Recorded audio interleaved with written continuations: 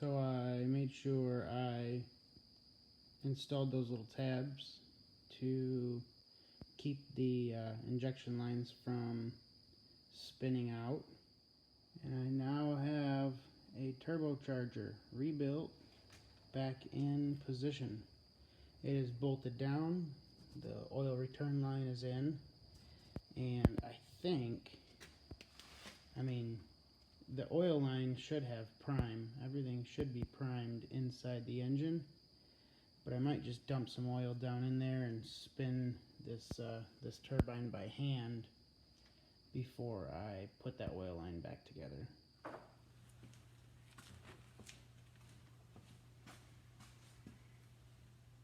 So I am to the point where I believe that I can start pulling this engine out of the Texas truck frame and get this whole machine out and store the engine aside while I pull Norman inside. I'm pretty excited about these next few steps, and we'll see how this goes. I've been thinking of whether I should pull the engine and transmission together or leave the transmission in the frame or pull the transmission first. I really don't care about the torque converter. I don't care about the transmission right now. So I just want to get it off the engine. That's my goal.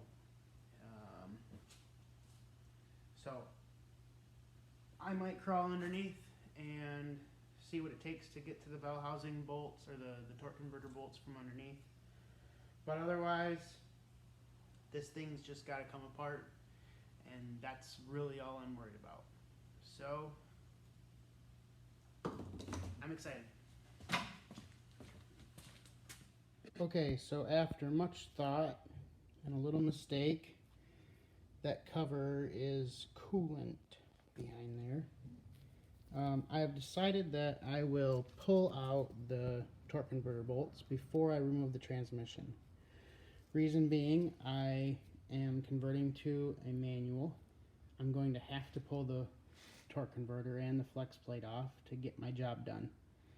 So I might as well just try to do it right now. So the starter hole is the only place that I have found with a little cutout.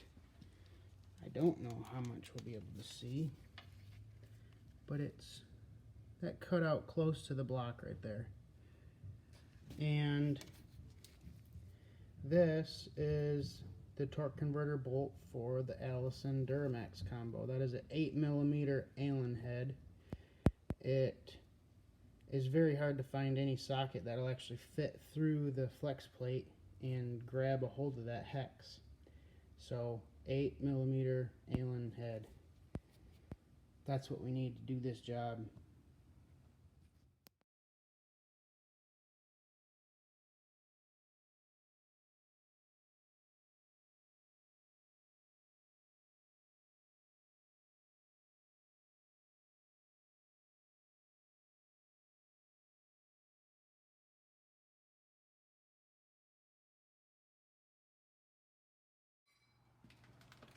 Well, I got out 5 bolts.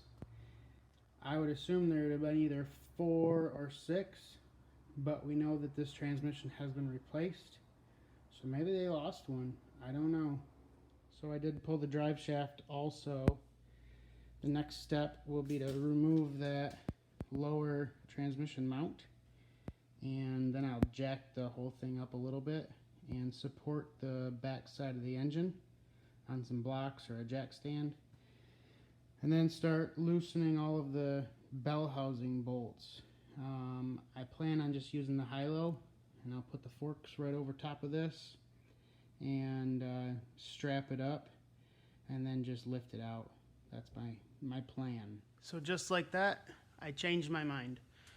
I got this transmission mount undone and thought it'd probably be easier to sling the entire assembly, get it on the ground, and then separate it now that that torque converter bolt group is gone and out of the way. So that's what I'm going to do now.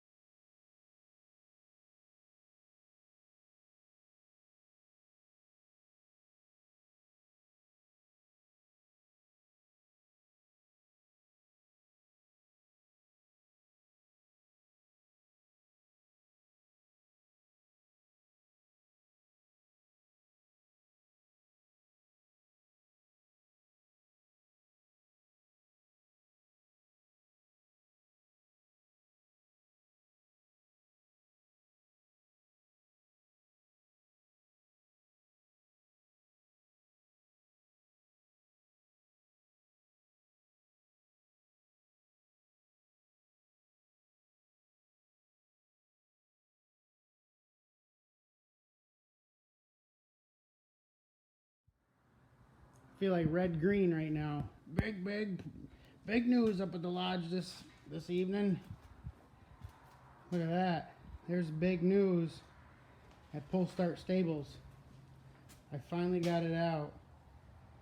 I tried not to make a career out of it, but here it is. For now it's stable, sitting on an old race car tire, but I will lift it up and build a wooden stand to set it on for a while. But this feels good. This feels really good. So, be parting out the rest of this fairly soon. That'll be pretty good. Make a couple bucks back. Get rid of a few things. Yeehaw.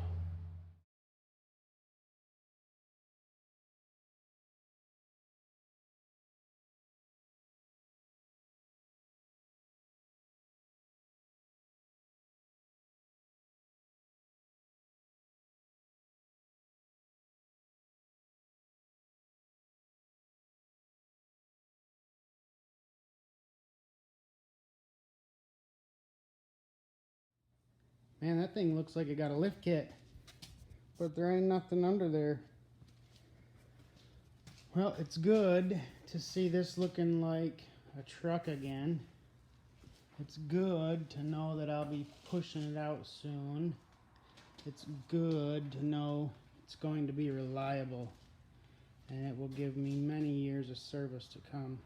The only thing really left to do to the engine itself is to swap out that flex plate for the flywheel, and then I'm going to have to drive the input bushing out of the crank as well.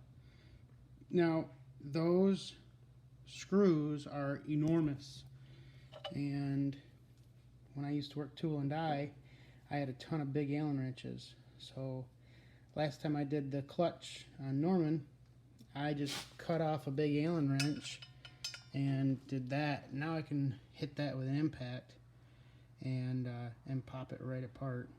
So yeah, this is good. Still have this AirDog lift pump to deal with, and a lot of the connections are under the box, and I could probably sneak up under there and get what I want, but I think what I'll end up doing is just taking the box off. That's what I'm going to do.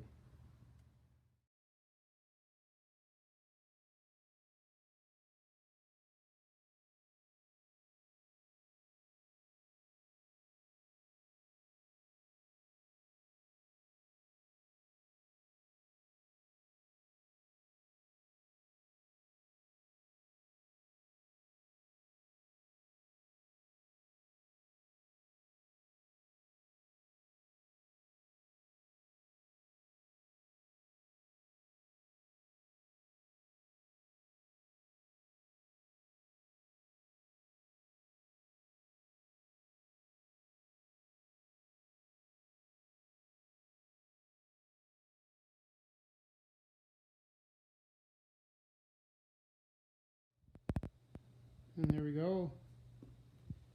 That frame might be dirty, but it is clean. There's no rust, no wear. I'm so excited. Alright, so in this system, they took the supply line off from the truck, added in their own, and that needs to be removed. And then the return line was just sent to a T here in the fuel supply. So I'll clean that hose off real well. I might even just take the hose off the tank and use it for my truck. I don't know. But either way, there's just the return line, the supply line. Those need to be removed. And then I can unbolt that AirDog system from the truck. And there's that AirDog system. So, I guess this is c'est la vie to the Texas donor truck. But it is still registered. We can go drive it around for a while.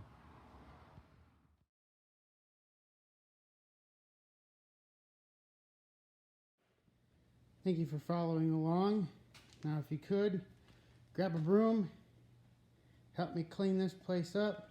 I'd much appreciate it. I never would have imagined so much work, so much detail to do a little bit of preventative maintenance on this thing. But it's going to be so worth it to get back out on the road.